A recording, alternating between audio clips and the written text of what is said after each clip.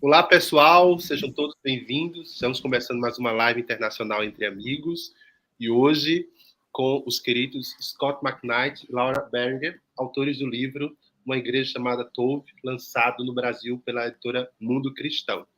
E para essa conversa eu convidei alguns amigos aqui, a Rebeca Maluf, como nossa intérprete, a Vicky, o Fontana e a Kátia, que está aqui nos bastidores, mas o StreamYard não permite mais de 6 pessoas simultaneamente, mas ela vai estar interagindo conosco. Sejam todos bem-vindos. Se vocês tiverem perguntas, já vão mandando aí no chat, que vai ter um momento em que a pergunta de vocês serão contempladas. Laura e Scott, muito obrigado por terem aceitado o convite. Estamos muito animados em poder conversar com vocês sobre essa obra tão importante que agora chegou no nosso país. Laura and Scott, thank you very much for being here with us and to talk with us about your book that was translated to Portuguese, a very important book for us. Thank you very much. Good to be with you. Thank you for having us. Muito obrigada por estar aqui. Bom, como o Scott já é veterano da casa, né, já esteve com a gente, eu vou fazer a minha primeira pergunta para a Laura. Laura, o Scott já respondeu isso, então quem quiser saber a resposta do Scott para essa pergunta é só olhar os vídeos antigos aqui, na entrevista que a gente fez exclusivamente com ele. Eu queria que você compartilhasse conosco como aconteceu o seu encontro com Cristo, como foi a sua conversão. So Laura, Scott already answered that in another time that he was here. So I wanted to know, how was your conversion to Christ? How did you become a Christian? So, well, my dad has written a whole book on conversion stories. And so everything that I've learned, I kind of learned from his book. And my story, I don't have a dramatic conversion story. I was raised in the faith, and I really just can't remember a time that I was not a Christian. I grew up in church, and I suppose I had a moment in, maybe here we call it junior high, maybe 4th or 5th grade, where our youth leaders asked us to pray the prayer and invite Jesus into our hearts. But for the most part, my story is one of where I was kind of just raised in the faith and never knew a time when I was not a Christian. Meu pai, ele tem um livro sobre conversão e lá tem várias histórias. Eu não tive uma história dramática de como eu me tornei cristã. Eu cresci num lar cristão, então eu não lembro de um tempo em que eu não tinha contato com Cristo. Mas provavelmente ao redor do meu 2º ano do ensino médio, eu tive uma experiência maior. Muito bom. Bom, agora eu queria saber sobre o livro, né? Eu estava lendo a sua bio aqui no livro e aqui encontrei no site de Uma Igreja Chamada Tov, e uma das coisas que é colocada é que você defende a causa de pessoas que têm sido vítimas de abuso, de pessoas que têm sofrido injustiças dentro da igreja.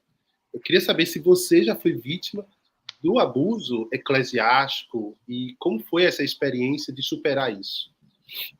So, considering the introduction in the book where you say that you care a lot about helping people who suffered in the church, I wanted to know if you suffered something, a type of injustice from leadership or inside of the church. How did you deal with it? I would not say that I am one of the church's wounded. I have not suffered abuse the way that many who have spoken with us or who we wrote about in a church called Tov. I have become an advocate because it is a topic that I care deeply about, and I have walked through a lot of hurt with friends and people that we've met along this journey. But I myself would not describe myself as one of the churches abused. Eu não sofri uma grande algum grande abuso dentro da igreja, eu não me caracterizaria como alguém que passou por isso, mas eu ligo muito pelo assunto, pelas histórias que eu já ouvi. Então, por mais que eu não passei por experiências como as que estão descritas no livro, é uma causa que eu me importo muito. Scott, a minha pergunta para você é como é que os seus colegas de ministério, pastores, líderes, lidaram após a publicação de Uma Igreja Chamada Tov? O livro foi bem recebido pelos líderes, né? Ou não? Through Scott? Okay. Scott, I wanted to know how was the reaction of the people that your colleagues or other leadership that you know, how was their reaction with the book that you published? What did they say to you? What was their reaction? Most professor types and most of my friends have deeply appreciated the book. A maioria. But some of my, some others, some pastors are not happy about it, but they are not ones who write to me and ask questions. They quietly disagree amongst themselves behind closed doors. A maioria dos meus colegas de trabalho apreciaram o livro. Alguns pastores que eu conheço, porém, não gostaram do conteúdo do livro, mas eles não chegam a me procurar para perguntar, para discutir, perguntar dúvidas que eles têm, mas conversam entre eles em portas fechadas. Kátia, pode fazer suas duas perguntas.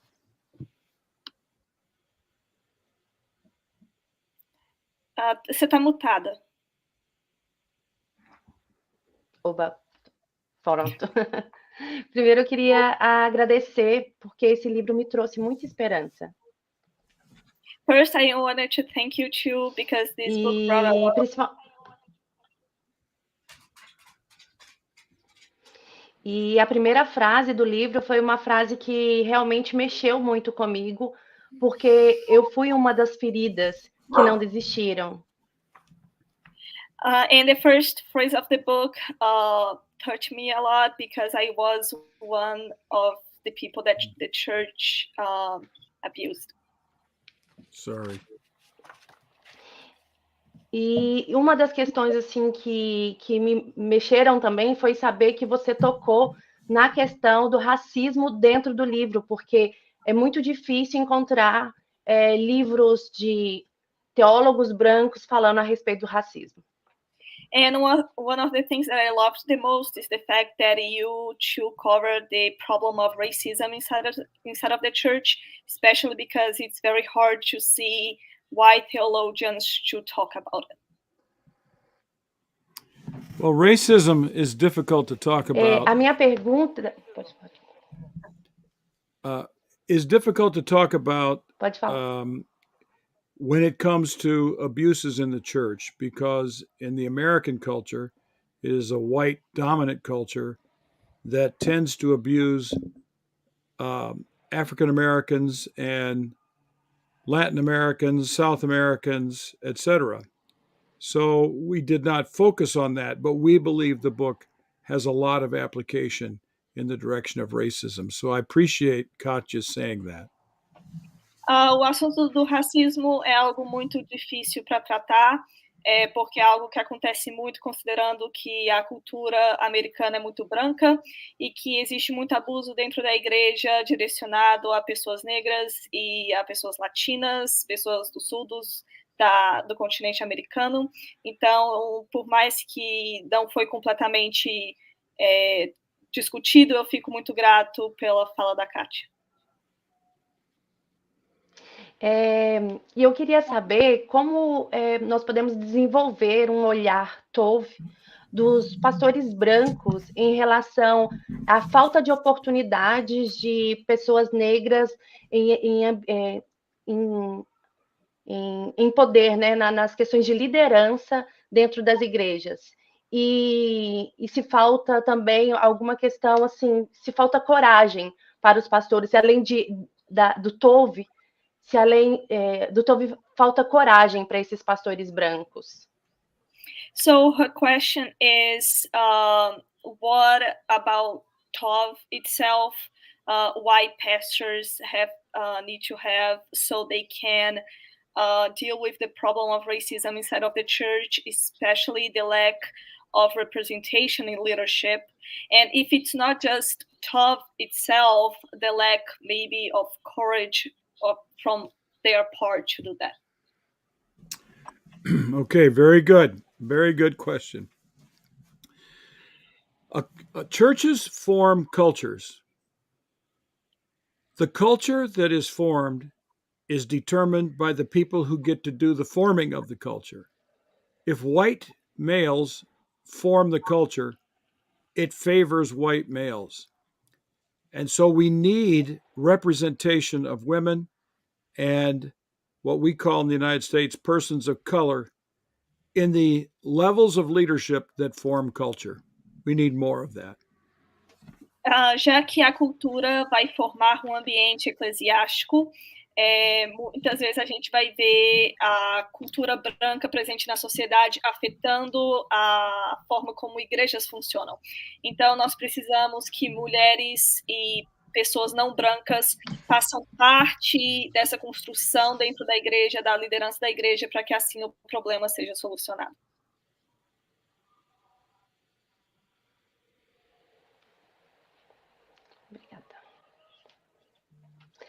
Bom, e a minha segunda pergunta, eu queria saber se recentemente no Brasil teve um livro, Manso e Humilde, do David Ortland, e ele falava muito a respeito de como Jesus é manso e humilde. E percebemos que aqui no Brasil nós tivemos uma certa dificuldade das pessoas entenderem, porque eles esperam que Jesus seja um homem forte, um macho alfa, algo que não representa essa mansidão e essa humildade.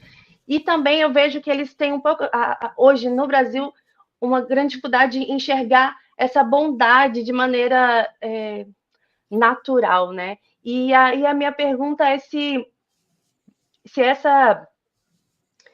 as pessoas conseguem enxergar. Deixa eu repetir aqui, a respeito das pessoas que não conseguem enxergar Cristo como Tov, manso e humilde. Como é que nós podemos fazer para que as pessoas consigam enxergar Cristo como manso e humilde? Desculpa aí o nervosismo. Preocupa não.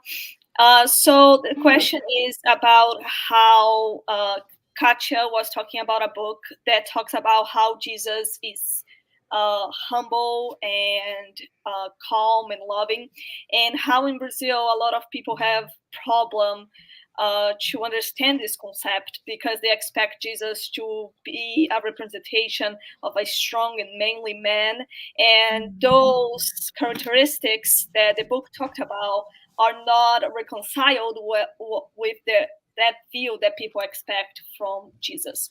So how can we make people understand that Jesus doesn't represent this violent type of masculinity, but actually he is a humble and loving God? Well, that's a great question. Well, I would say we need examples of people who are humble and serving and kind and loving. We need to teach on those passages in the Bible, and we need to form Christians in our churches in the direction of the character of serving and loving other people.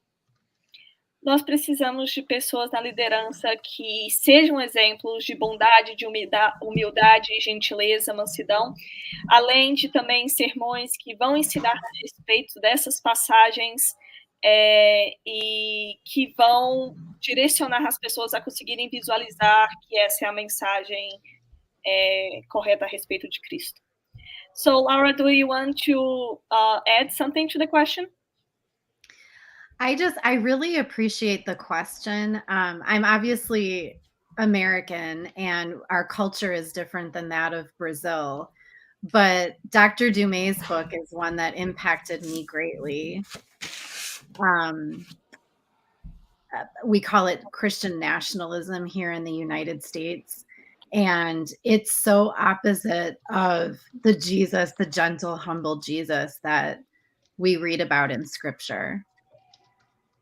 É uma ótima pergunta, e por mais que a cultura americana é diferente da cultura brasileira, eu reconheço a necessidade dela, e o livro da doutora Dumay sobre como que existe essa ideia de nacionalismo cristão, que é a expressão que existe nos Estados Unidos, a respeito dessa visão sobre Jesus, mas que não corresponde com a versão bíblica de que Jesus é manso e humilde. Obrigada. Thank you very much.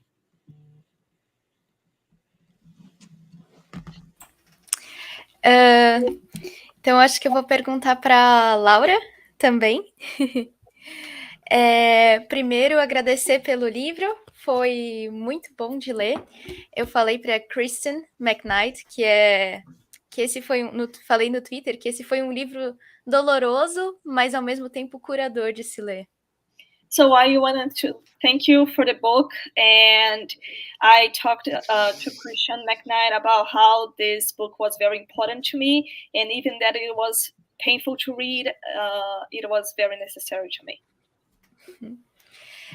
Como uma pessoa que já participou de várias igrejas, a minha primeira pergunta em um capítulo, vocês falam que igrejas não denominacionais, elas são mais propícias a algumas formas de abuso e que pastores narcisistas procuram mais por igrejas não denominacionais. Por que isso acontece e como igrejas não denominacionais podem se proteger desses problemas? So considering a person that went to a lot of churches already, in your book you mentioned how non-denominational churches, they tend to have a really high amount of abuse, and that really toxic pastors will look for this type of church. So her question is, how can these non-denominational churches protect themselves from this type of pastor, from this type of leadership, and consequently this type of abuse? Well, one of the problems that we kept reading about, Willow Creek is personal for us. This was how this journey started, was the lack of accountability in non-denominational churches. O que a gente ia ver, e a gente leu muito sobre, que algumas pessoas comentaram, é como não ia haver uma contabilidade dos erros presentes nessas denominações, nessas igrejas não denominacionais, como que as pessoas não iam cobrar os tais erros feitos. Non-denominational churches have no history and no tradition. They survive by bringing in a large audience.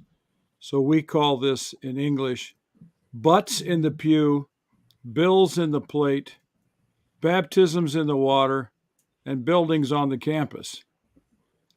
So success is measured by the number of people who can be attracted to the church. Considerando que as igrejas não denominacionais não têm tradição e história, elas sobrevivem pelo sucesso financeiro e pela quantidade de pessoas que conseguem ser levadas para participar delas. Então, isso abre muita porta para esse tipo de abuso. And that means they have to attract charismatic preachers who can perform on the platform and attract people to the church. So we attract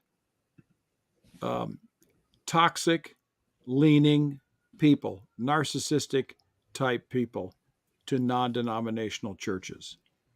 Considerando que igrejas não denominacionais precisam atrair uma quantidade grande de membros para a sua sobrevivência, o que vai fazer com que isso aconteça vai ser a presença normalmente de pastores narcisistas e carismáticos não no sentido, né, não reformado, mas no sentido de que consegue atrair pessoas para essas igrejas.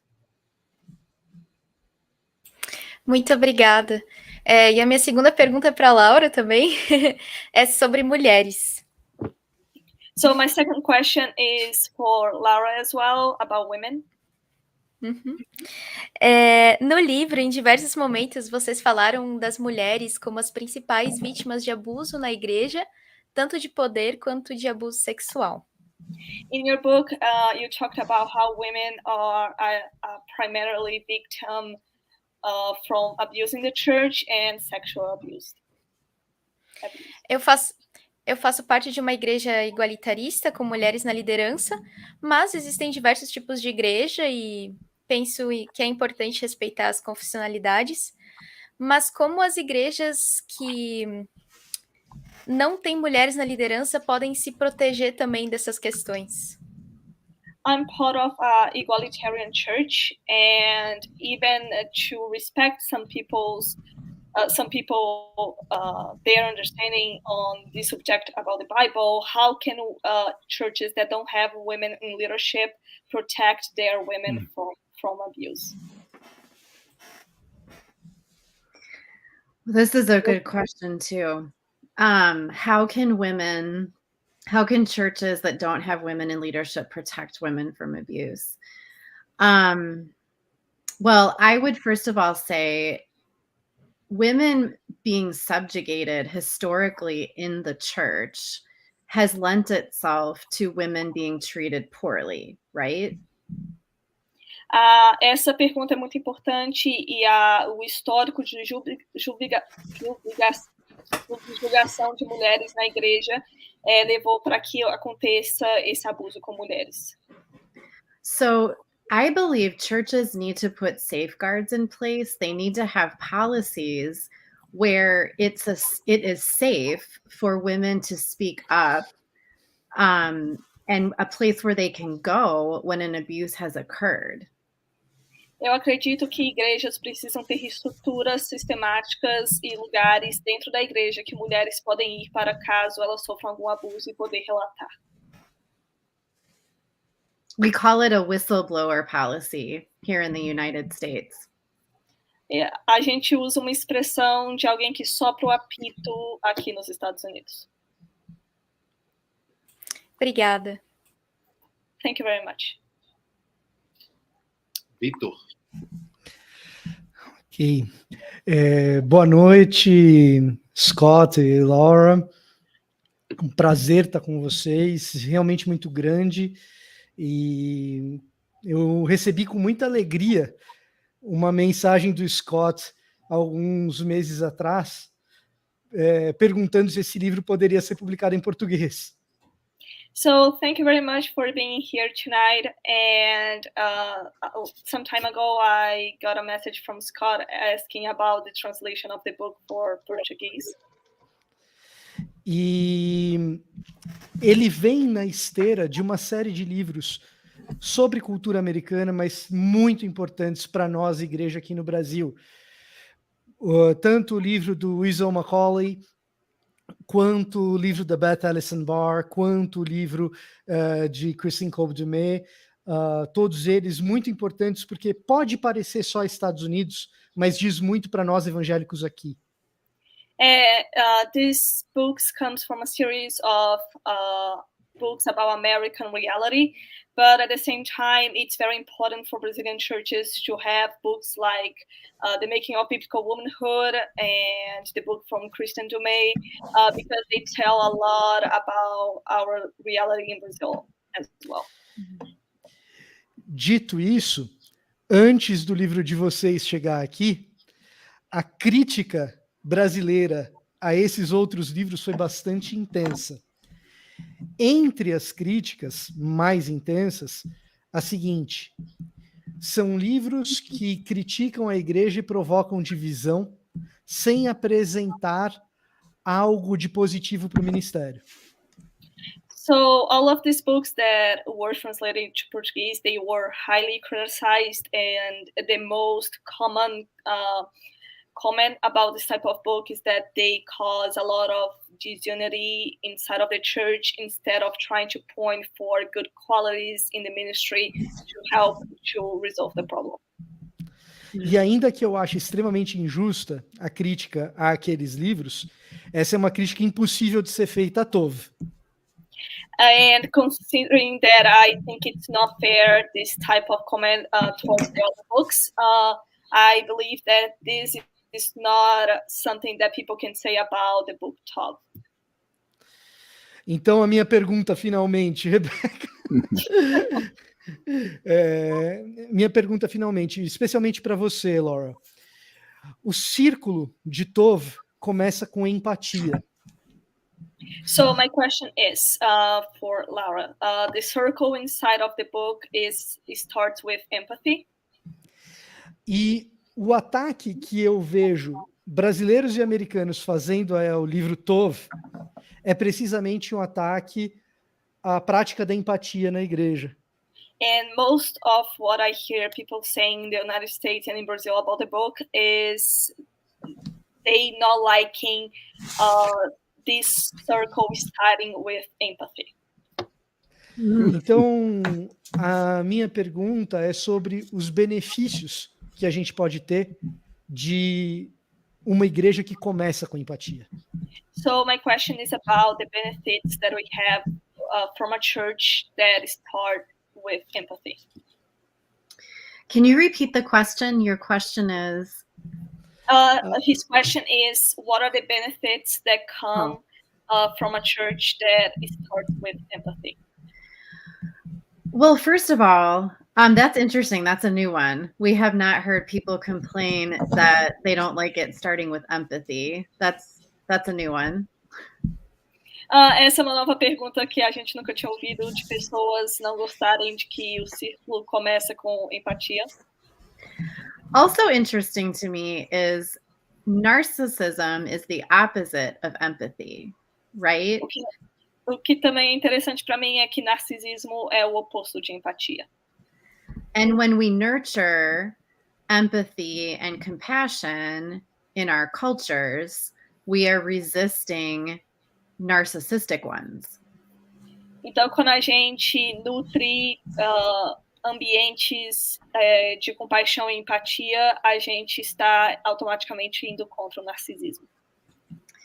And I believe empathy allows us to meet the needs of the marginalized within our culture and our sphere of influence.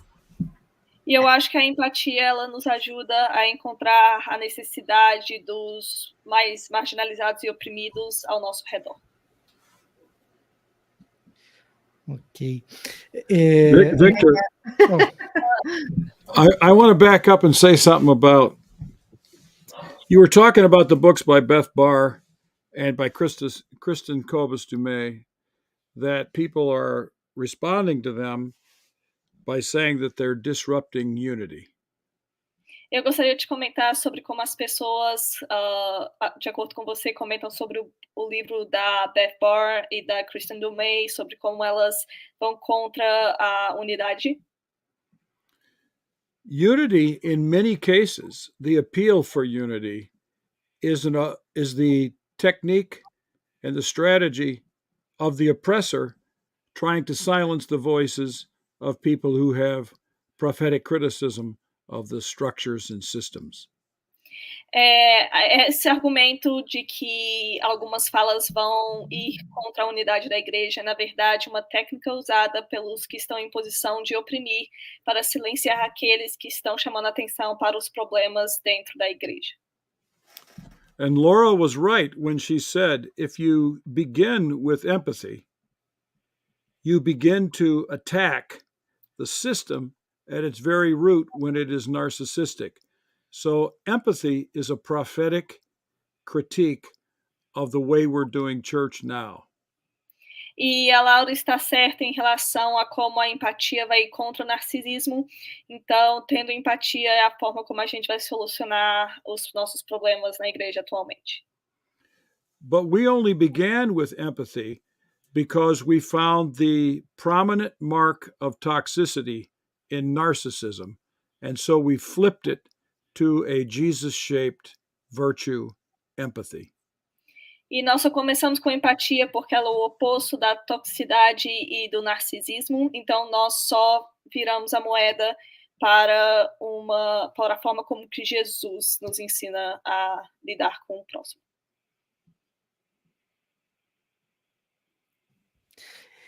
Isso me lembra um tema recorrente que você gosta de mencionar, Scott, que é a cruciformidade do ministério. Troca a palavra cruciformidade. É cruciformity. Vitor is talking about, Scott, something that you like to talk about, the cruciformity of the church. The fundamental vision of Jesus for discipleship is found in Mark chapter 8, when Jesus told his followers to follow me. O modelo de Jesus para discipulado é encontrado em Marcos 8, quando Jesus fala para os discípulos o seguirem. And what he said was, I am the Messiah, something like this. I am the Messiah, and I will be crucified, and those who want to follow me have to pick up their cross and follow me into that kind of life of giving their life for others. E o que Jesus fala, em umas palavras parecidas, é que ele é o Messias e que ele seria crucificado e que aqueles que querem o seguir teriam que pegar a sua cruz e dar a vida deles pelo próximo. When the Apostle Paul taught about the Christian life in Romans chapters 5 through 8, the core vision of the Christian life is a life of the baptism of Jesus, where we are baptized into his death and raised to new life, so that death and resurrection are the major themes of the Christian life. E quando o apóstolo Paulo conversa em Romanos capítulo 5 ao capítulo 8 sobre o fundamento da vida cristã, ele conversa sobre como os cristãos são batizados na morte de Cristo e e nascidos de novo na ressurreição dele, com que a vida cristã é fundamentada na morte e na ressurreição de Cristo. And we can go to Peter. The Apostle Peter, when he is teaching about the Christian life in 1 Peter chapter 2, he told people to follow the Jesus who was crucified and raised. So that Christoformity is our life being formed to the life of Christ, and it was a life of death for the sake of others and resurrection to glory because of God making things right. Nós podemos também ir para o apóstolo Pedro, em 1 Pedro 2, que ele fala sobre como a vida cristã, sobre esse sacrifício de morrer em prol dos outros, em prol do próximo, e viver de novo, nascer de novo para a glória de Deus.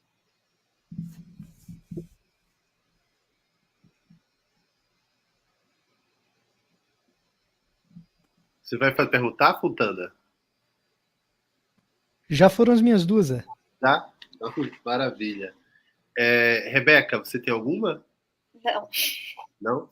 Bom, então vou colocar a pergunta aqui do Luiz Souza, mas antes só quero avisar que vocês que estão nos assistindo, a gente já recebeu aqui nas últimas lives a Beth Ellison Barr e a doutora Cristina do Mês, e vários outros. Então, se você ainda não assistiu essas entrevistas, eu convido vocês a dar uma olhada aí no canal. Se vocês não assinaram o canal, por favor, assinem. Vocês não pagam nada, mas contribuem bastante. Tá bom? E... Apareceu. Espera aí, gente. Posso traduzir ou você vai ler primeiro? Não, eu vou ler primeiro. O Luiz Henrique, ele pergunta, no livro Tov, vocês abordaram muito da realidade norte-americana recente. Diante disso, vocês conseguem, em suas realidades, observar quais os futuros problemas que a igreja enfrentará? In your book, you two cover the recent reality of the churches in the United States. Considering that, can you two give us observations of what you think the future problems inside of the church will be?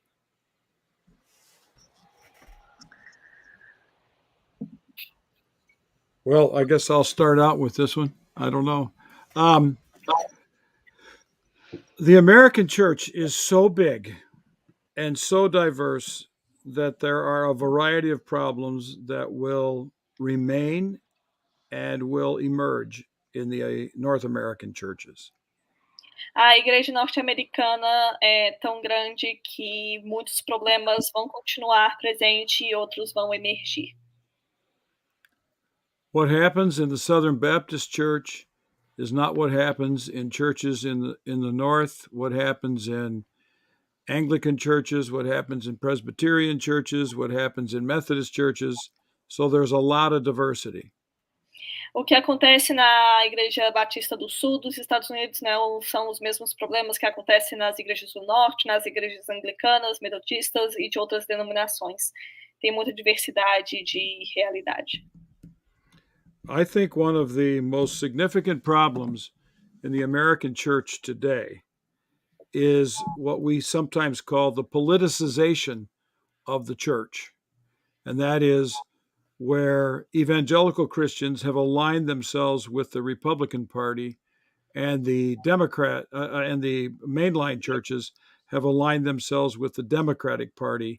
And it shows that both are letting politics determine the direction of what they think the church should be doing.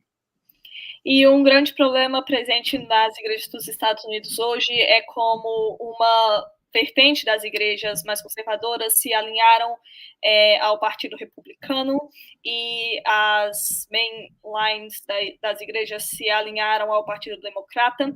Então é grande problema de politização que as igrejas estão sofrendo por deixarem com que a política lidere o caminho que elas estão tomando. And because of this alignment with the political parties, the church is losing significance for many American Christians, and church attendance, church participation, and deeper church commitment have fallen down and low on the scales. E a consequência desse problema dentro das igrejas é que muitos cristãos estão perdendo a fé, a confiança na igreja, fazendo com que o número de pessoas atendendo aos cultos caia e trazendo consequências em decorrência disso. And so I think we need a recommitment to the Bible and to what I would call a discipleship that understands the role of politics. So we need political discipleship. I call this at times a theopolitical discipleship, is that we have to learn from the book of Revelation that the essence of the church is not to be conformed to the empire, but to challenge the empire with the prophetic vision of Jesus as the Lamb. Então, as igrejas precisam voltar à base bíblica e ir contra essa politização em relação aos partidos, mas entrando de acordo com o que nós vemos no livro de Apocalipse, de como que a igreja não pode se conformar com a política do império, mas com o que se diz respeito à vida com o Cordeiro.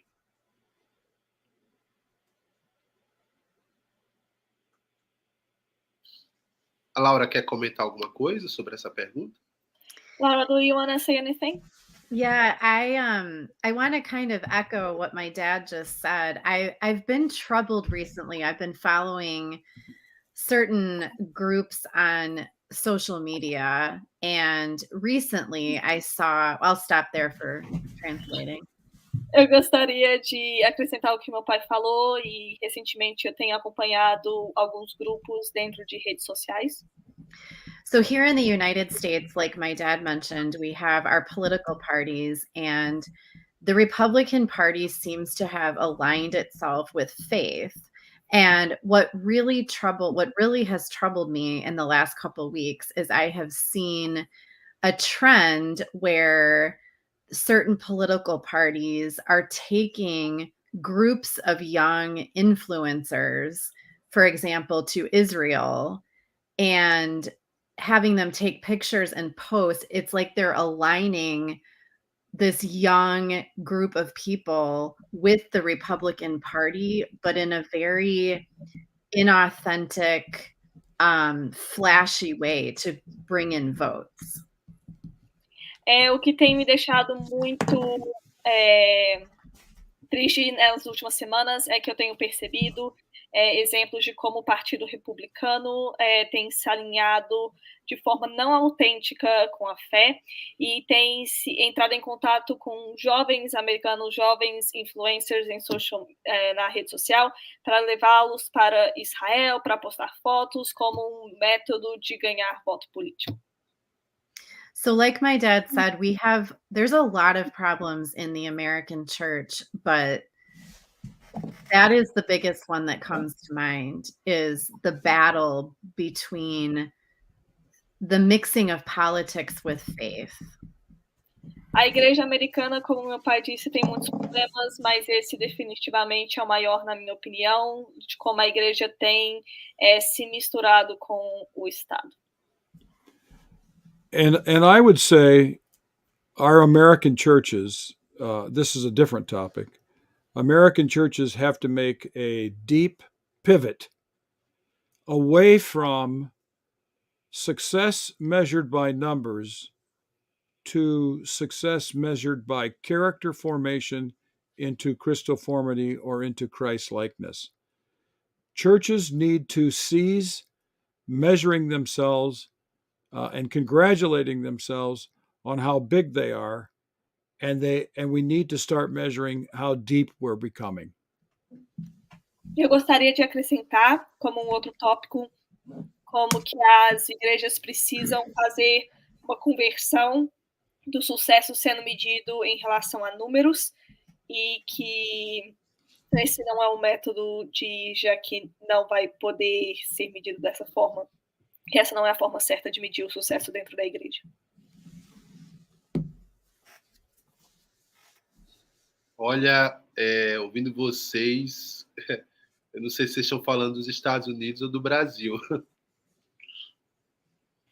Listening you to talk about the problems in the United States, it's difficult for me to know if you're talking about your country or mine. Mais uma pergunta aqui da Karina Soares. Como permanecer em uma igreja onde o culto à personalidade é uma cultura e o autoritarismo também? Como ser uma influência Tov nesse ambiente?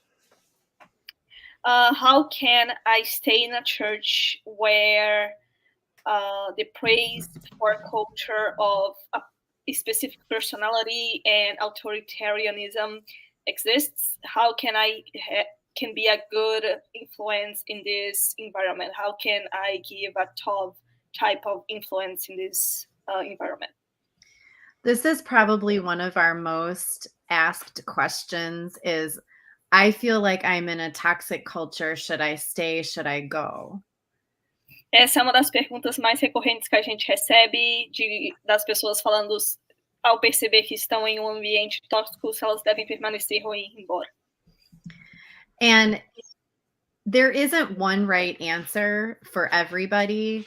I think you have to discern in your own spirit what God is calling you to do. We do have a chapter in a new book that we're currently working on for those who are powerless. And Dad, maybe you can elaborate on that. Não tem uma resposta certa para todas as pessoas, vai depender da sua situação. Você vai ter que analisar o ambiente, a sua realidade para saber se você pode continuar ou sair. A gente está em um livro que estamos escrevendo, temos um capítulo em relação a isso. Well, I'd say the first thing we have to do is admit that at times we're seeing toxic culture on the platform. A gente tem que admitir que estamos em um momento que estamos vendo uma cultura tóxica presente no nosso meio. And surrounding the person on the platform are a group of people who support the pastor in that form of leadership. E considerando as pessoas que estão nessa plataforma, nesse ambiente, tem as pessoas que vão dar apoio ao pastor que está em liderança. If you are not in a position of power in that circle, you will not have the power to be able to make changes. Se você não estar dentro do círculo de pessoas que são liderança, você não vai ter o poder para fazer mudança. So we recommend people forming pockets of Tov. Então nós recomendamos com que pessoas façam grupos de Tov. And hope that your pocket can grow as a culture of Tov and start to influence people around and draw some people into that group. Assim, esperamos que tal grupo possa crescer e trazer pessoas para dentro desse grupo, para que assim a cultura Tov possa crescer mais. And the pastors and the people in power will probably accuse you of disunity. E as pessoas que estão no poder provavelmente vão te acusar de desunidade. And you are not creating disunity so much as you're creating a dissident or resistant culture that refuses to go along with the power systems at work. Mas o que você está fazendo não é criando desunidade, mas você está sendo uma resistência contra essa cultura tóxica que está em trabalho dentro da liderança. And it requires patience and goodness and sensitivity and compassion to wait the people out until you can make an impact. E isso requer que você tenha paciência, bondade e para que você possa sim fazer uma mudança com as pessoas ao seu redor. We recommend that people have realistic expectations of being heard rather than changing the culture, and we recommend that people have a time schedule of how long they will wait until it's time for them to leave. E nós aconselhamos pessoas para que elas tenham uma expectativa realista sobre serem ouvidos e não sobre necessariamente fazer uma revolução dentro do sistema, mas que elas também façam um planejamento do tempo limite em que vão esperar por tal mudança antes que elas saiam por não perceber nada de diferente. Have we answered the question? Yes. Yeah. Karina.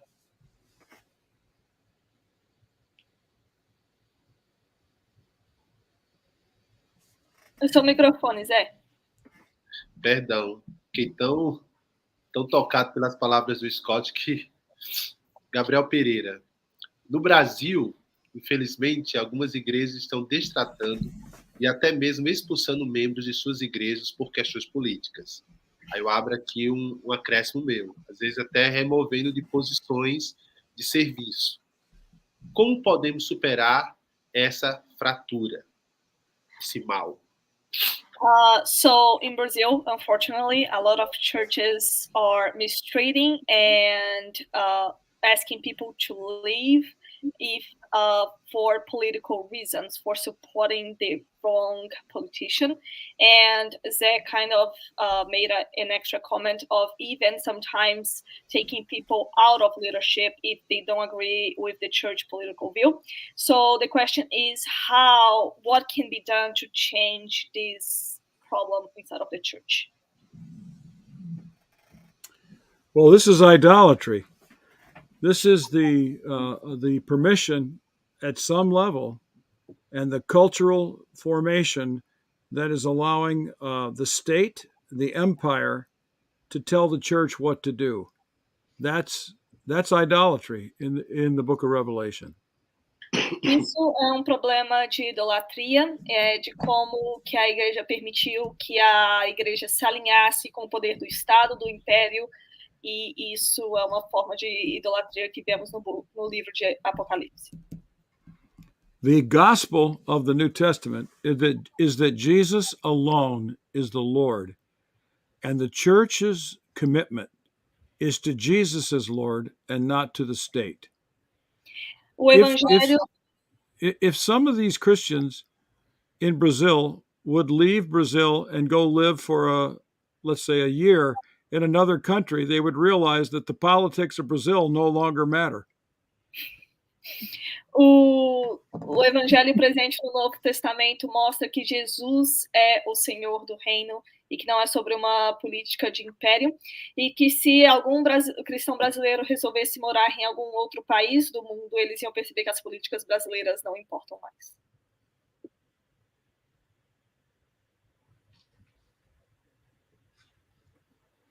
Jay, have I gotten you in trouble? Laura, algum comentário? Laura, tem algum comentário? Laura, do you want to add anything? No. Ditto what he said. Bom, a gente está indo agora para a última rodada de perguntas. A minha pergunta é a seguinte: aqui no Brasil, a gente tem casos de pastores que se levantaram para denunciar abusos, né? Abusos sexuais que aconteciam dentro da igreja, abusos de outra ordem, enfim. Só que nessa função, ou nessa prática de denúncia, algumas pessoas inocentes foram acusadas. Como é que a gente tem que lidar com essa questão da denúncia ao abusador? Essa denúncia ela tem que ser pública, ela tem um caminho mais privado, existe uma ética também para fazer a denúncia. Como é que vocês aconselham que isso seja ser feito? So in Brazil, some pastors, they were being used to go against the abuse inside of the church. If the abuse was sexual or of any other type of abuse, they were going against it. But as a consequence of that, some innocent people got targeted as people who were doing this kind of abuse, even that they weren't. So the question is, what you should suggest that people should deal with abuse? If it should be public or in private? What is the ethical form of dealing with abuse inside of the church, with the people who are abusing people inside of the church? We heard a lot of this too in the United States, where the church wanted to keep the story quiet. They wanted it kept quiet, and they would say it's for the good of the church, or we need to follow Matthew 18. Nós vimos também muito dessa questão aqui nos Estados Unidos, que muitas igrejas queriam manter a forma como eles estavam lidando com o problema de forma silenciosa e privada, como aconselha Mateus 18. And the problem with that is we saw over and again, Matthew 18 was being used as a weapon, as a silencing strategy, so that the oppressed continue to be oppressed and the story is not told. Mas o que nós vimos é que Mateus 18 estava sendo usado como uma arma para silenciar as pessoas que estavam sendo abusadas, para que a história não fosse para frente. So I think what we would say, and I think my dad would agree with me, is going public is probably never the first thing that anybody should do. I don't want to say always and forever that should be the rule, but we saw many victims try to work with the churches behind the scenes, and they were quiet for a long time and they just didn't get anywhere. Eu acho que meu pai vai concordar comigo, mas às vezes ir a público não é a primeira coisa que as pessoas fazem, mas elas tentam trabalhar de forma silenciosa com a igreja, lidando com o problema, mas isso não iria se resolver, então isso ficaria como um impasse para essas pessoas não irem a público. So there became a point when going public was the only option. It was the best way for justice to be restored. And some of those victims that we've talked to will tell you that the journalists showed them more empathy and compassion than anybody within the church. E chega um ponto que a única forma de lidar com o problema é ir a público, e que algumas dessas pessoas que passaram por todo esse processo vão dizer que, ao conversar com jornalistas, eles mostraram mais empatia para o sofrimento delas do que pessoas dentro da igreja. The studies that have been done about accusations of a sexual nature against a pastor demonstrate that at least 90% of those telling stories are telling the truth. Um estudo feito com o abuso sexual feito por pastores mostrou que em 90% dos casos a acusação é verdadeira. The second thing I would say is that there's probably in Brazil a widespread absence of any policies for whistleblowers and for reporters. Então, o que talvez esteja acontecendo no Brasil é que exista uma falta de pessoas para soprar o apito e de um sistema para lidar com esse tipo de problema. I would plead with you as leaders in Brazil to work hard for your church developing a policy that makes it safe for those with reports or allegations or concerns to be able to come forward. Eu peço para que os líderes, pastores no Brasil possam criar um sistema de uma política dentro da igreja para que as vítimas de abuso possam ir em frente com as suas denúncias e para que assim as coisas sejam resolvidas. And these policies need to be respectful of the people who are reporting and respectful toward the people who are being accused. E essas políticas precisam respeitar a dignidade das pessoas que estão trazendo a denúncia para frente e as pessoas que estão sendo acusadas. And they need to develop a policy that permits an independent investigation, because churches cannot investigate themselves honestly and fairly and in a way that favors justice. E as igrejas precisam fazer com que as acusações sejam investigadas por pessoas de fora, porque igrejas não têm estrutura para investigarem a si mesmas.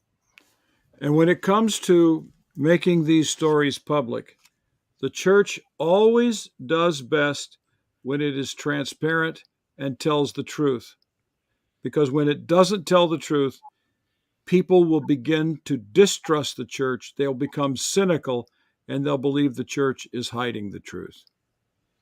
E o melhor que uma igreja pode fazer em relação à transparência é fazer com que ela exista, é contar a verdade, porque quando isso não acontece, as pessoas começam a desconfiar e a não dar credibilidade para a igreja com falta de transparência.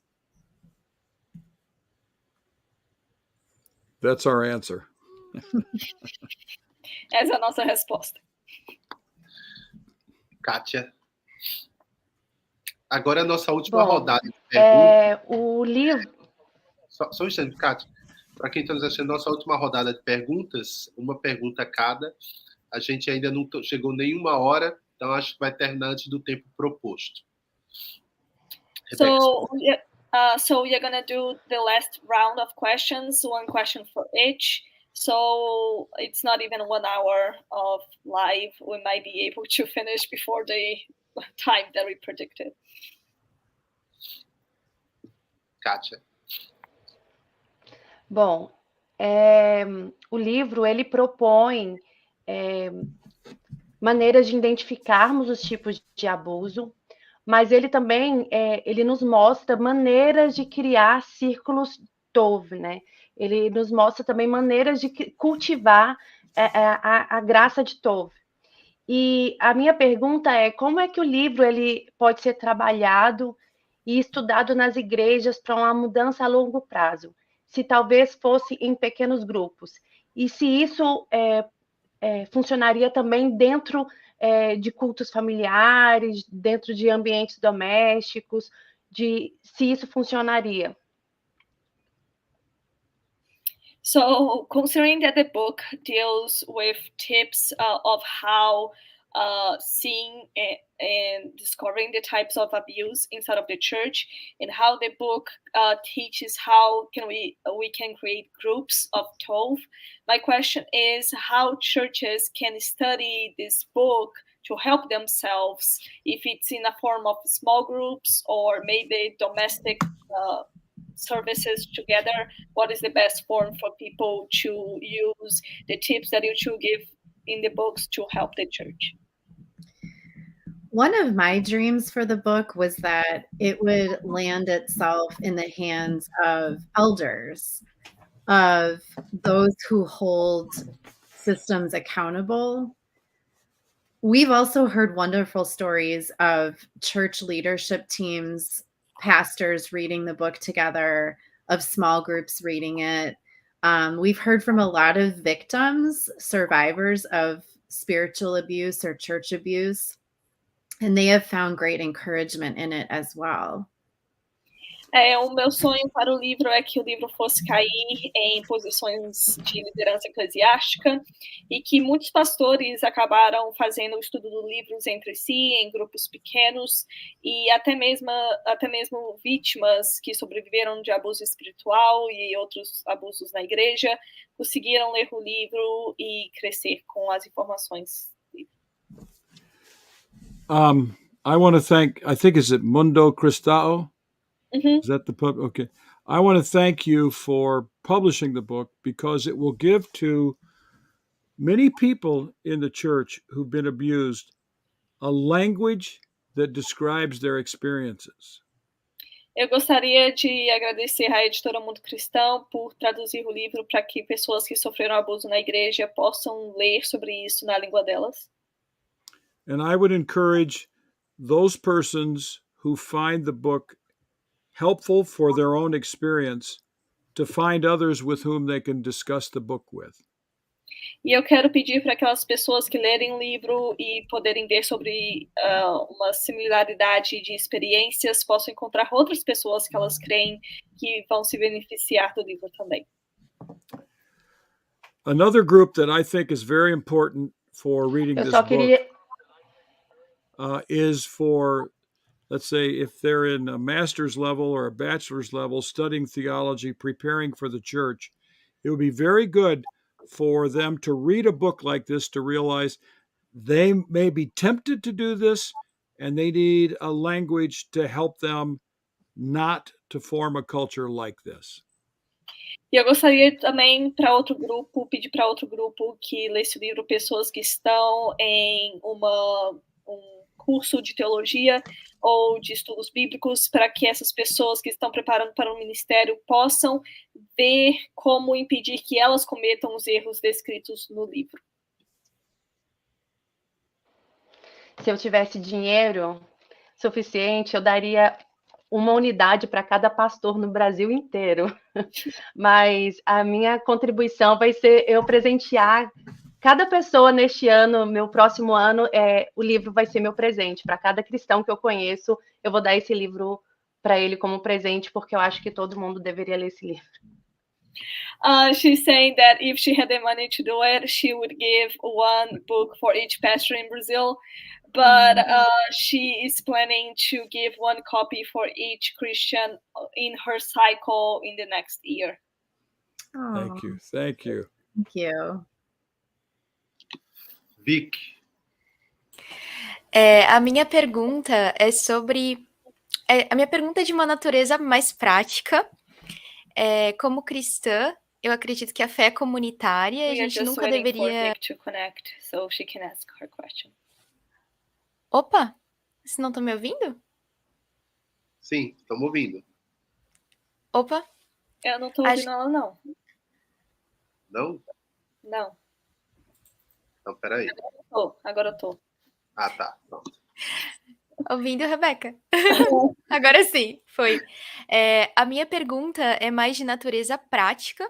Como cristã, eu acho que a gente nunca deveria deixar de congregar, porque a fé é uma fé comunitária.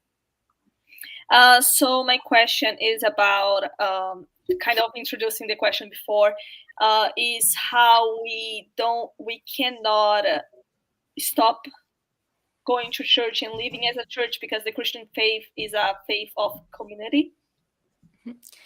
Mas eu conheço pessoas que, quando machucadas, elas saem da igreja e procuram outras igrejas, mas sempre acabam caindo em igrejas com os mesmos problemas, porque elas não conhecem outra cultura de igreja. So I know a lot of people that they are abused inside of a church, and they try to go to another church, but they keep living the same cycle over and over again because they don't know other culture of churches. Que conselhos práticos vocês dariam para uma pessoa que está visitando uma igreja? O que ela deveria observar nessa nova igreja, talvez em alguns cultos? So I wanted to know what tips you two can give us of what someone that is visiting a church for the first time, what they should pay attention to know if it's a good church to try to become a member. Well, to be honest with you, I'm not going to give the best news here, but it's hard to tell. It's hard. Eu não vou dar as melhores notícias aqui, mas é muito difícil de saber. You can be close to the pastor, you can be close to the leadership, and still not necessarily know what's going on behind the curtain. Você pode ser uma pessoa muito próxima do pastor, que fica perto, mas que no final das contas não sabe o que está acontecendo atrás das cortinas. Dad, do you want to add to that? I would say that I agree with Laura. It's hard to tell, and you should avoid all superficial judgments. Eu vou concordar com a Laura e dizer que é muito difícil de saber e que você também deve evitar julgamentos de conotação superficial. It takes at least 3 months to begin to understand an individual church's genuine culture. E leva mais ou menos 3 meses, pelo menos 3 meses, para saber e conseguir entender como uma cultura de uma igreja específica funciona.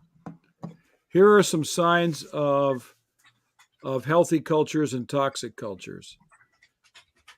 Healthy cultures are empathic toward the marginalized in our society. Aqui vai algumas dicas de sinais de igrejas saudáveis ou tóxicas. Um sinal de igrejas saudáveis é que ela vai mostrar empatia para com o marginalizado. Toxic cultures are concerned with performance and turning the pastor into a celebrity. Igrejas tóxicas estão preocupados com a aparência e com fazer com que o pastor vire um tipo de celebridade. A sign of a healthy church is how it treats women. Um sinal de uma igreja saudável é como ela trata mulheres. A sign of a healthy church is whether it knows the stories of all the people in the church. Um sinal de uma igreja saudável é se ela sabe a história das pessoas que estão como membros naquela igreja. They know people's names, they know people's children, they know people's stories. Elas sabem, a igreja sabe o nome das pessoas, o nome das crianças das pessoas e as pessoas envolvidas na vida delas.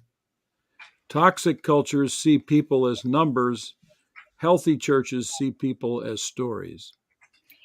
Igrejas tóxicas veem pessoas como números, enquanto igrejas saudáveis veem pessoas como histórias.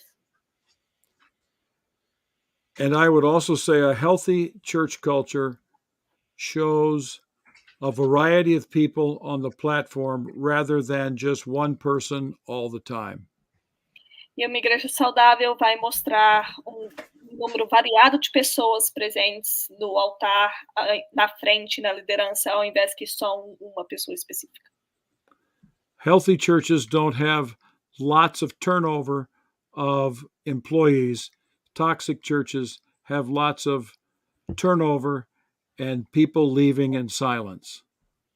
Igrejas saudáveis não têm pessoas sendo trocadas o tempo inteiro de suas posições, enquanto igrejas tóxicas têm pessoas sempre saindo de forma silenciosa. Okay. Obrigada. I would say one more thing. After the experience that we've been through with Willow Creek, it means a lot to me when the pastor knows my name, that the pastor is not too important to come and say hello, to speak with me, to learn my story.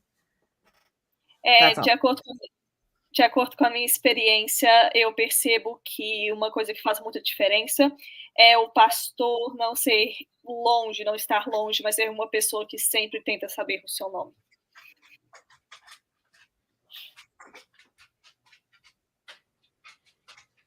Olha, eu tenho certeza que muita gente que está ouvindo isso vai estar chorando, hein?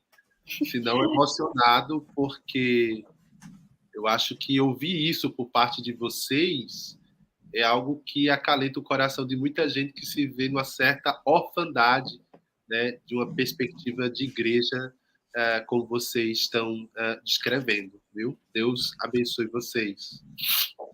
I want to say that I am sure that a lot of people listening to what you two are saying, they are feeling very emotional and grateful because they might not have a good experience inside of the church. So it's good to listen to people that have the conscience of their real problem.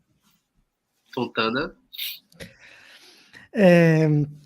Bom, o Scott respondeu em parte o que eu iria perguntar, mas eu ainda quero perguntar para ele para ver se ele tem algo a adicionar. Scott already answered a little bit of what I wanted to ask, but I'm gonna ask in a way to see if he wanna add anything. O meu lado professor de seminário me obriga a dizer que Tov deveria ser literatura obrigatória para quem passa pelo seminário. As a seminary professor, I have to say that I think that your book should be a must for every student in a seminary. Thank you. E existe uma tendência que eu percebo entre alunos e colegas pastores. And there is a tendency that I see between colleagues and pastors. De preferirem ler livros escritos por pastores de sucesso. That I see that they prefer to read books of pastors that are successful. Mm-hmm. E por sucesso, entenda mega pastor.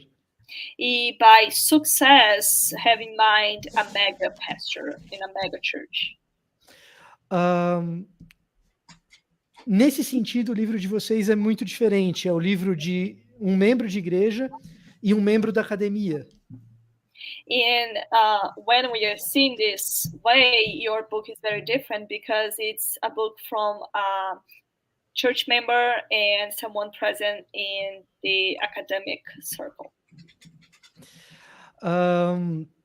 O que eu queria saber, e aí a minha pergunta é a seguinte: diante dessa tendência um tanto pragmática, especialmente você, Scott, como um estudioso do Novo Testamento, como você enxerga o seu papel auxiliando pastores? Você tem um outro livro que eu também considero obrigatório, que é Pastor Paul, mas eu queria entender um pouco da tua visão ministerial para si mesmo, quando você fala, não, eu vou escrever para pastor. Por quê e como você se enxerga? So, as a professor of the New Testament, I wanted to ask, considering your other book on Pastor Paul, what you consider, how you think you yourself do this discipleship of other pastors? Well, are you asking about how do I work with other pastors in discipleship? I'm asking specifically, how do you see yourself in your role as a New Testament scholar supporting people in ministry? You guys wrote a very practical piece. It's different from academia, and it's more of a personal question. How do you see yourself being a New Testament scholar, but being so supportive of pastors? I've dedicated my academic career to churches and to pastors. So, Eu dediquei minha carreira a aconselhar pastores e professores. I don't generally do anything that is exclusively for the academy. Eu nunca faço nada que é exclusivamente para a academia. I teach seminary students and I focus on what can help them become better pastors and better Christians, let's say better husbands, but whatever, better wives in their own families. So my focus has been on what the New Testament says for churches and for pastors. Mesmo sendo um professor no seminário, o meu foco principal é ajudar com que esses estudantes de seminário possam se tornar melhores cristãos, melhores pastores, melhores no ministério deles, melhor como marido, como esposa, mas é aconselhar essas pessoas no ministério.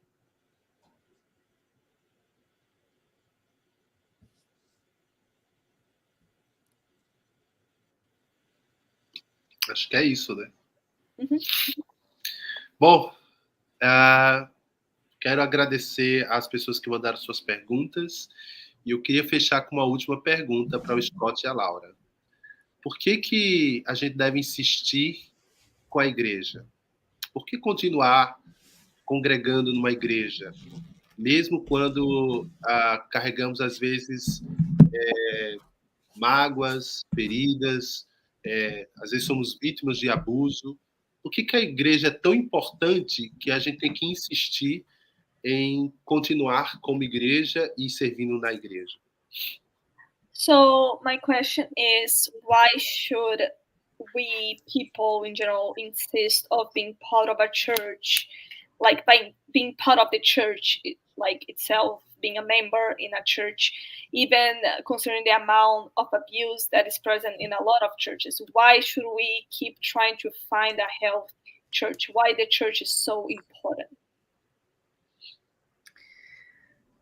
Well, this is kind of why but this is part of the reason why we wrote what we did, is because we always felt that what we were seeing, the corruption, the toxicity, is not what God wanted. And I'm not speaking to academia ever. I'm a primary grades teacher, but even I know that toxicity is not how God designed the church. Esse é um dos motivos pelos quais a gente escreveu o livro, porque nós sabemos que esse não é o propósito de Deus, essa toxicidade não é o propósito de Deus para com a igreja. Então, mesmo não fazendo parte da academia, eu sei que essa não é a forma certa de se viver enquanto igreja. I would say first that there are a lot of good churches. Eu gostaria I know a lot of good pastors who have healthy churches. Eu gostaria de falar que existem muitas igrejas boas e conheço muitos pastores com igrejas saudáveis. But on this side of the kingdom, we're always going to have problems in churches. Mas desse lado do reino, nós sempre teremos problemas com igrejas. One of the most important things I ever read was the opening sections to Dietrich Bonhoeffer's Life Together. And Victoria will know it's called Gemeinsames Leben. Uma das coisas mais importantes que eu já vi é um livro de cristão alemão, Bonhoeffer, e que a Vic vai saber o nome em alemão, que eu não vou repetir. But Bonhoeffer made a very important statement that we need to relinquish or get rid of our dreams, our wish dreams for a perfect church. Mas ele fala que nós devemos desistir dos nossos sonhos para uma igreja perfeita. And we need to measure the church by what it really is rather than what we wish it were. E que nós devemos medir a igreja pelo que ela realmente é e não pelo que nós gostaríamos que ela fosse. And here's why we need the church. E aqui está o porquê nós precisamos da igreja. Because the church is the body of Christ, that Christ is left upon earth as a witness to who Christ is. So we need to participate in the church, broken and failing, and sometimes gloriously witnessing to the goodness of God in this world. Porque a igreja é o corpo de Cristo que ele deixou como sua testemunha. Então, mesmo com as suas falhas, seus problemas, e às vezes com seus acertos, nós devemos fazer parte desse corpo de Cristo. Amém. Amém. Amém. Scott, Laura, foi uma experiência maravilhosa estar com vocês esse tempo, conversando sobre o livro. Inclusive, aquele que nos assiste, se você ainda não adquiriu o livro pela Mundo Cristão, por favor, adquira, doe para o seu pastor, presenteie o seu pastor, o seminarista da igreja, os obreiros da igreja, seus pais. É uma leitura que vale a pena ler. Então, não deixe de fazer isso, não deixe de ler. Vamos criar grupos de leitura virtuais e vamos debater o livro. Eu acho que vale muito a pena a gente disseminar a ideia de Tov, como a proposta aqui pela Laura e pelo Scott. So he's just asking people to, if they didn't buy the book yet, so they can buy the book to read because of the importance of the book. And he's thanking you too for being with us here today. Well, thank you very much. E eu queria agradecer vocês por mais uma vez aceitar o convite. Daqui a um ano eu volto novamente para convidá-los para uma outra entrevista. E quero agradecer ao Fontana, a Rebeca, a Vicky, a Kátia que está aqui, todo mundo que nos assistiu, especialmente a Mundo Cristão, porque tornou Tov uma obra em língua portuguesa. E, gente, obrigado a todos vocês e Bitov, né? So he's thanking the people that participated here and the people that are present watching us and asking people to be Tov. Bom, só para avisar para vocês, dia 20 agora vai ter uma outra entrevista com o Jack Mather. Ele escreveu um livro que o título é Para que serve os cristãos. Então, em breve, vocês vão ter mais informações. Até lá.